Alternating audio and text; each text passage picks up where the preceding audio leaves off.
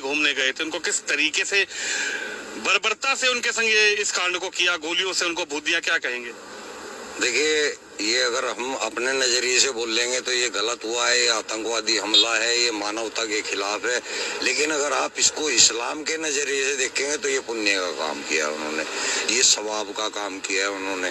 ये कुरान के स्क्रिप्चर सूरह तौबा की जो 5 आयत है उसके अंदर सेम टू सेम यही प्रक्रिया लिखी है कि काफिरों को जहां पाओ वहां देखो, उनको मारो, घात लगा करके उनको मारो। इन्होंने भी तो वही किया, घात लगा के मारा, बाकायदा उसकी रेकी हुई है।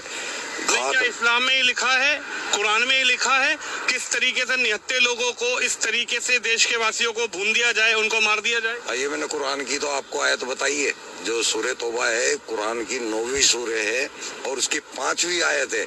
वहाँ पे ये लिखा हुआ है, सेम इसी तरह बर्बर तरीके से मारने का लिखा हुआ है।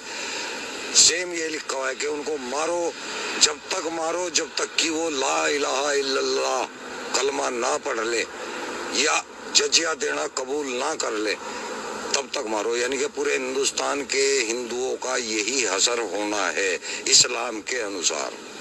इस्लाम के अंदर अल तकिया नाम की चीज होती है, आपने सुना होगा अल तकिया। अल तकिया वो चीज है जब इस्लाम के अंदर हमें कोई ऐसा काम करना होता है जो कि सामने लोगों को नाजायज दिख रहा है, तो आपको वहाँ लोगों को तो नाजायज बताना है, लेकिन काम वो सवाब का करना है आपको। इसको बोला जाता है अल तकिया।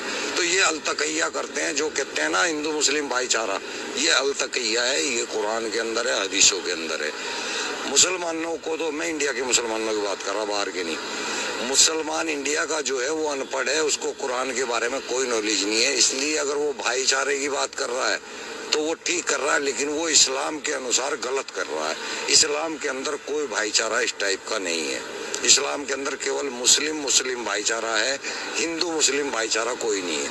आप पढ़ के देखें या किसी आलिम से बात करके देखें। अब मैं भी आलिम ही हूँ, मैं आपको बता रहा हूँ। हर हर महादेव।